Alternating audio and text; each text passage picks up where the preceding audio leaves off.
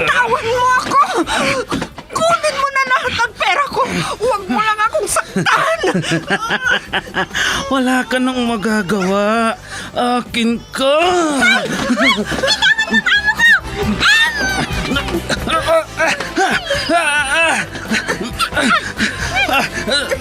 Sino kang pumulupot sa likod ko? Bumaba ka dyan.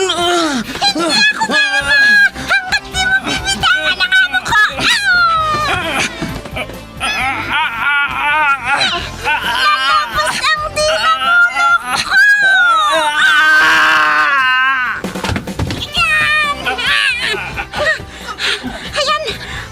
Natumba na siya, madam! Salamat, Pepita! Salamat! Super Pipita, ang balikbayan na OFW, survivor mula Iraq, palaban sa hirap at nakahandang magsakripisyo sa ikabubuti ng karamihan, kabilang sa mga naturingang bagong bayani ng bansa. Super Pipita, isang dula na kung saan inyong mapapakinggan ang iba't ibang pakikipagsapalaran ng isang OFW.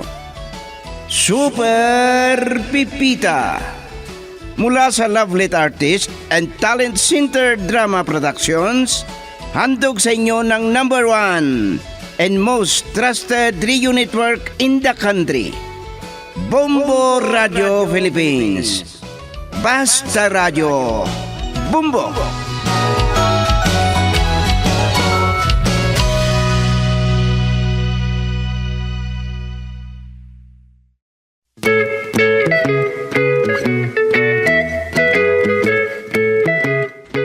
Mula sa Lovelet Artist and Talent Center Drama Productions, handog sa inyo ng #1 and most trusted radio network in the country, Bombo Radio Philippines, ang huling bahagi ng isang linggong kasaysayan na pinamagatang Nawawala at Nanliligaw. Dito sa ating dula, Super Pipita.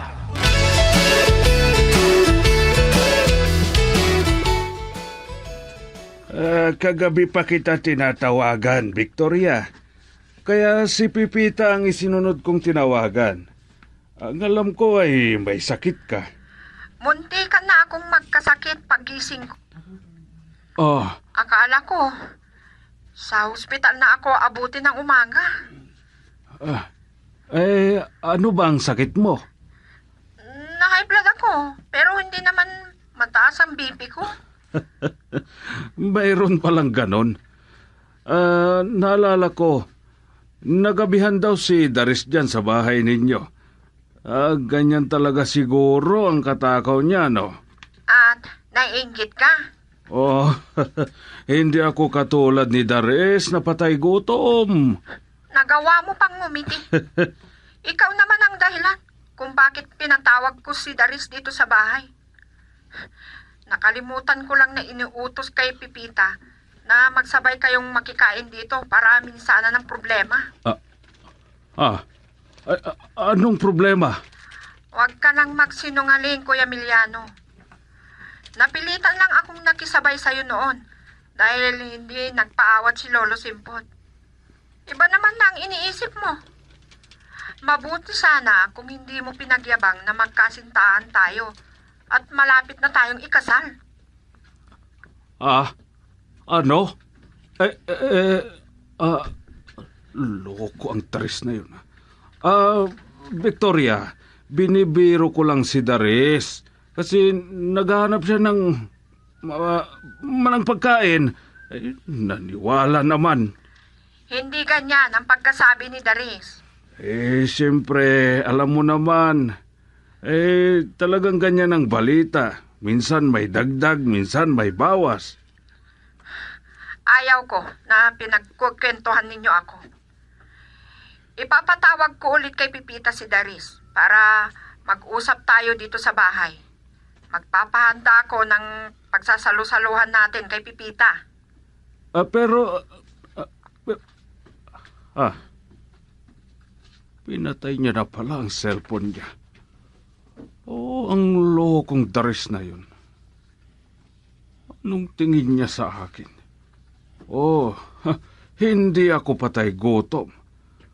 Talaga ang daris na yun. Pinasubo na naman ako. Magtatawag ako ng makahanap sa kanya. Kung kinakailangan na magkatay ako ng kambing, gagawin ko. Di bale at marami akong pondo na alak. Kailangan kong baliktarin ang kwento ni Daris.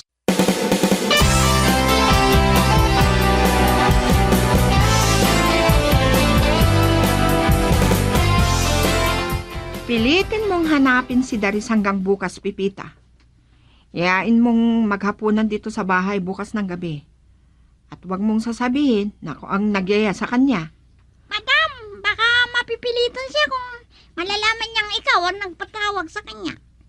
Sino ba ang amo, Pipita? Ako o ikaw? Ay, kayo, madam. Pwes, sundin mo kung ano ang iniuutos ko sa'yo. Sa totoo lang, paghaharapin ko sila ni Emiliano bukas ng gabi. Pero dapat, hindi malalaman ni Daris iyan. Sakaling makita ko siya, madam. Dumadayo yata yun para makidaya o makikain. Basta, pilitin mong hanapin siya. Opo, madam.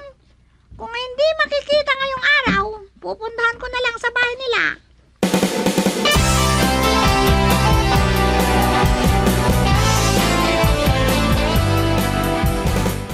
Pepita, napagalitan ka yata ni Victoria. Bakit? Ano bang sinabi niya sa'yo? Gusto niya daw ulit yayain si Dares na makipaghapunan dito bukas, Lolo. Marami din naman siyang kwarta. At alam ko, malayo pa ang kaarawan niya. Sa bagay, wala pa siyang anak na paggastuhan niya. Anong dahilan naman at nagagalit ka sa kanya? Sinabi ko kasi na mas maganda kung malaman niyang si Madam ang mag-aanyaya sa kanya. Pero ang plano yata pala, pagharapin niya si Dares at Mang Emiliano. Ay, bakit daw? Ay, hindi yata kasi tanggapin ni Mang Emiliano na sinabi niya kay Dares na kasintahan niya si Madam. Biniro niya lang daw.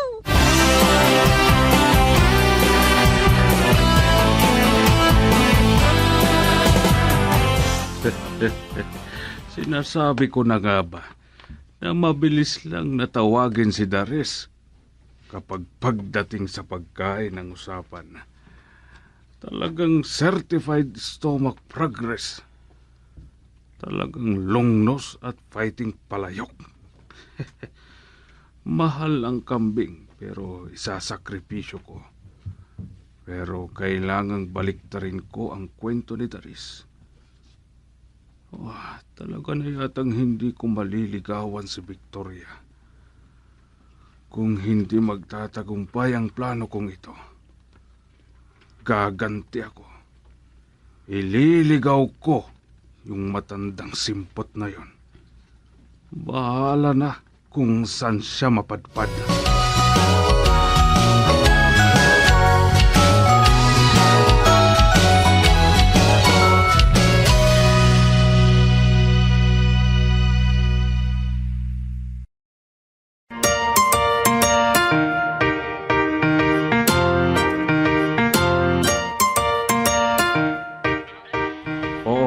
Ano bang hinahanap mo, Dares?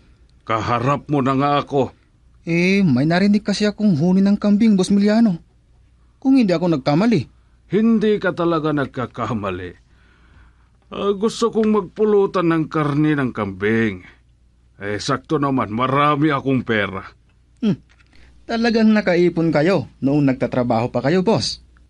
Malaki daw yata ang nakukupit ninyo. Gusto mo yatang bawiin ko ang pag-imbita ko sa iyo, sayang, marami pa naman akong pondong espesyal na alak. Uy, ang sarap naman. Marami ka sigurong naloko na pinaghinga ng espesyal na alak. Ang sarap naman. Talagang, Kapag hindi ako nakapagtimpi, babalik ta rin ko na itong si Daris.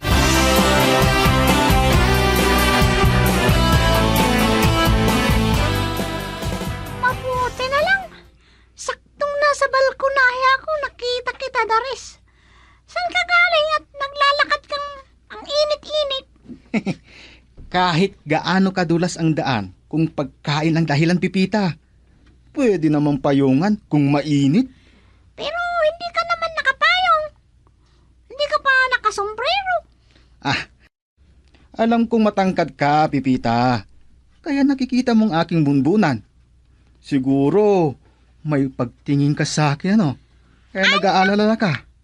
Ang init na kasi, Daris. Ayaw pala, pumunta ka daw at maghapunan sa bahay ni Madam. Doon sa amin. Panghapon o panggabi? Panggabi, panghapunan nga. Tignan mo nga naman ang kapalaran. Kahit hindi mo hanapin, ay sumasalubong. Alam mo, Pipita, nanggaling ako sa bahay ni Busmiliano. Kasi, pinatawag ako. Nagpakatay daw siya ng kambing. Oh? At mamahaling special na alak daw ang iinumin namin. Ganun pala. Kaya pala kahit mainit ay pinagtsatsagaan mo maglakad lang. Kahit na, di bale at hindi mainit ang pulutan. Nako, At madulas pa na umagos sa lalamunan ko ang special na alak. huwag mo na lang kalimutan. Basta, makamalasing ka, ha? Kahit gaano ako kalasing, kung pagdating sa pagkain, hindi ako makakalimot. Ay, Yun lang at baka may hangover ako. At sa kinabukasan ako makakapunta. bisitahin mo na lang si Lolo Simpot bukas para hindi mo makalimutan. Lalo na kung may ihanda kang pang-inom para sa hangover.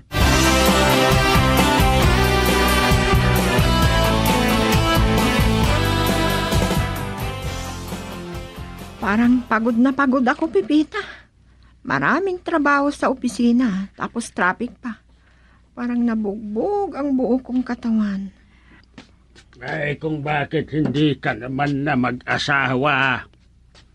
May maghihilot pa sa'yo. Alam mo, naaalala ko nung binata pa ako. Naaalala ko ang namatay kong asawa. Tinataasan niya ako ng sandok. Pero kapag sumapit na ang gabi, aayos din. Kasi napakalambing niya. Naku, hindi na kayo nahiya kay Pipita, Lolo. Kung ano-ano ang naaalala ninyo. Pero di bali na. Malapit naman na kayong ikasal ni Miliano. Naiinis ako. Di iwanan na lang kita kung naiinis ka sa akin. Baka ihampas mo pa yung bag mo. Mabigat yata yan at baka mahilo pa ako. Hindi kayo ang kinaiinisan ko, Lolo. Maalala ko pala, Pipita. Nakausap mo na ba si Daris? Opo, Madam. Kaninang madaling araw. Nanggaling siya sa bahay ni Sir Miliano kasi nagpakatay daw siya ng kambing. Ipinagyayabang pa niya yung espesyal na alak na ininom nila. Marami namang mabibili dyan na espesyal na alak. Makakabili nga ako ng kahit 5 kahon na alak para masunog ang atay nila.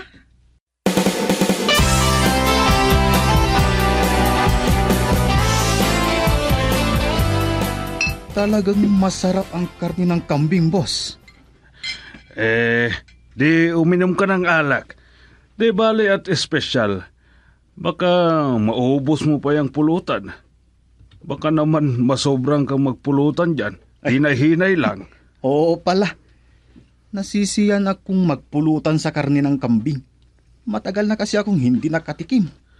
Oo. Yan, ganyan. Tumagay ka, Daris, para hindi ka mabilaukan at baka lumamig ang nakabaso na swam. Huwag mong puruhin yung pulutan. Ay, oo pala. Bago ko makalimutan, kinausap ako ni Madam. Nagkasala naman ako sa inyo ni Lolo Simpot. Bakit kasi sinabi niya pa kay Victoria? Walang problema dyan, Daris. Nakapag-usap na kami. Sinabi kong binibiro lang kita. Parang maayos naman. Pero ano pa nga ba? Mababawi ko pa ba?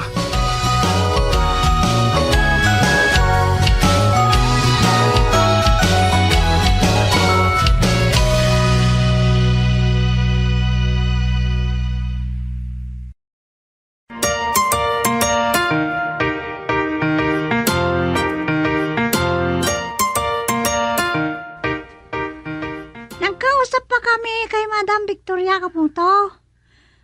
Tiningnan ko pa si Lolo Simpot sa kwarto niya. Mahirap mag-alaga ng matanda, di ba? Ay, totoo yan. Pero hindi naman masyado. Kung sabik siyang magpahangin, yun lang. Sinasamahan ko. Oo, sinasamahan ko sa paglakad-lakad sa kalsada. Mabuti at hindi kayo nawawala. Kung Ay? minsan na lumalabas kayo, baka hindi mo kabisado ang kalsada yan. Ay, ako pa? Binibiro mo yata ako. Hindi naman ako ganong kalayo o kaano. Hindi kami nakakalayo ng husto. Ay, baka magtampo ka dyan, O bibita. sige, matulog na tayo. Matulog na ako. Hindi ako nagtatampo kung yan ang sabihin mo. Inaantok lang ako talaga. Marami pa kasi akong gagawin. O sige, paalam na. Sweet dreams ka mo to.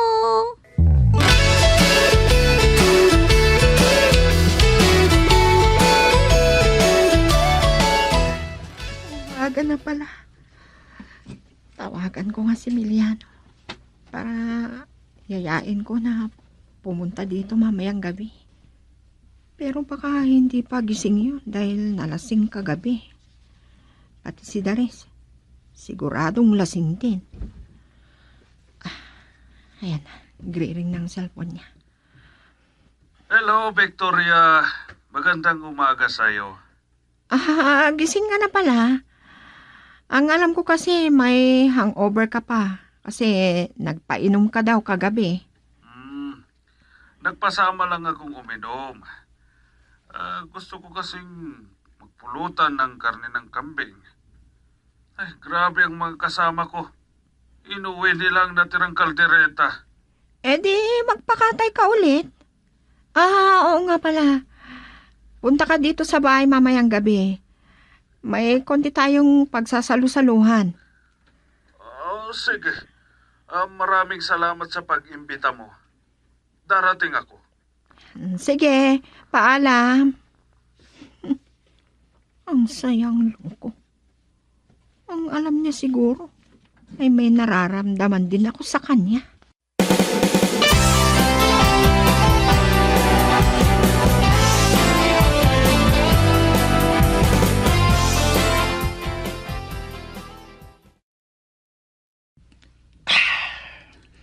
Ayos ah. Maayos agnulas niya na umagos sa lalamunan ko. Mabuti na lang at nalasing ang mga kasamahan ko. At may naitago akong bote ng alak. At may naiuwi pa akong pulutan.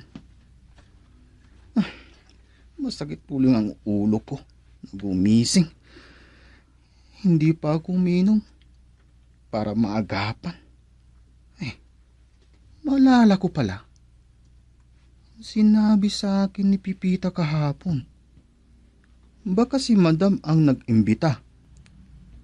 Kay Pipita lang siguro niya pinasabi. Ay, maiinggit na naman si Boss Miliano kung ibabalita ko. Ay, mabuti na lang at hindi nagalit sa akin kagabi. Pumunta na lang ako at makitulog sa kubo ni Tandang Simpot. Baka hindi ako makagising. Kahit uuwi din ako para maligo.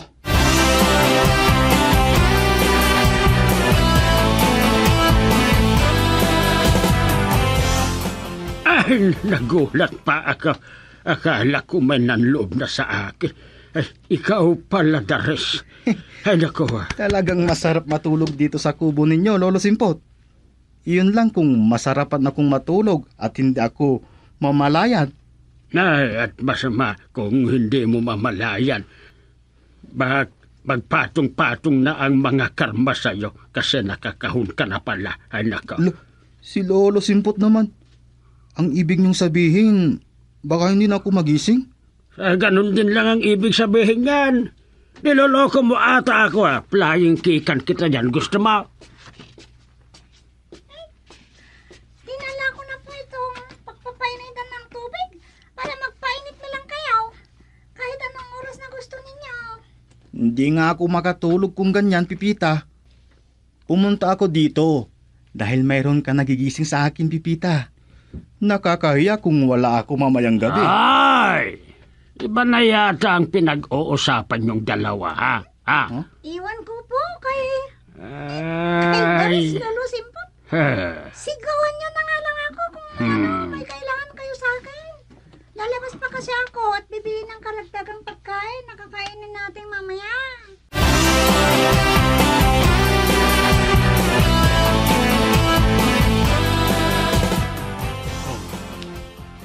Nandito pala si Daris. Hindi sinabi ng lokong yun sa akin kagabi.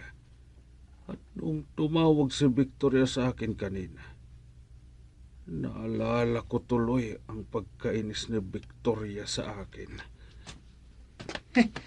Akala ko ako lang ang inimbita ni Pipita, boss. Mayroon ulit akong ipagyayabang, sabi ko pa nga. Si Victoria ang nagimbita sa akin, Daris. Ako ang nagsabi kay Pipita na yayain niya si Daris.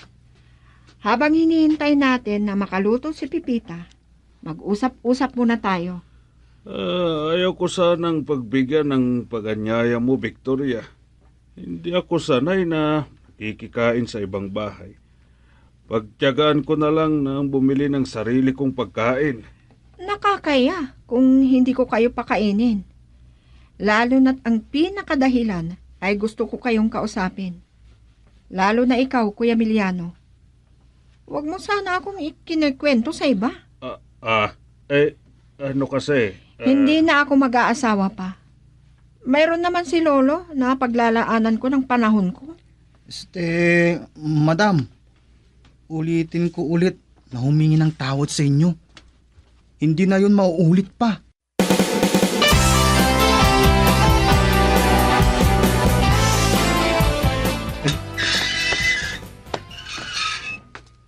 Mabuti na lang at nandito tayo sa pintuan, Pipita. Nakakahiya kay Madam Victoria. Kung marinig niya ang paghikab ko, nabusog talaga ako. Masarap ang luto mo, Pipita. Di ba, boss? Hindi ko alam sa'yo. Kahit marinig ni Pipita. Kung bakit kasi sinabi mo pa kay Victoria. Akala ko kasi kung totoo. Ay, sir, baka mag-aaway kayo na, Daris. Magagantihan ko na din si Victoria. May dumating. Sino ang mga lalaking ito? Malaki ang katawan nila. Bumalik na sa loob. Sarado yung pinto. Balik tayo. Anong pakay na, Maya?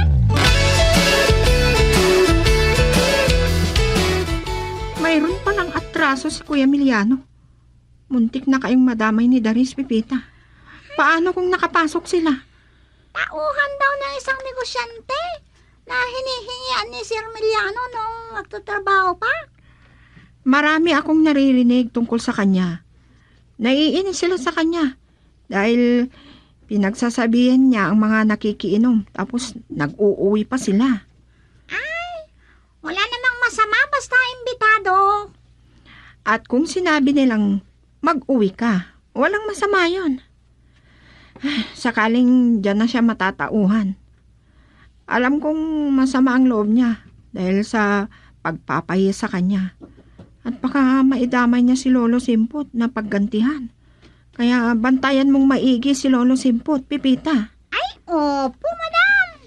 Kasalanan ko talaga kung mawawala si Lolo Simpot.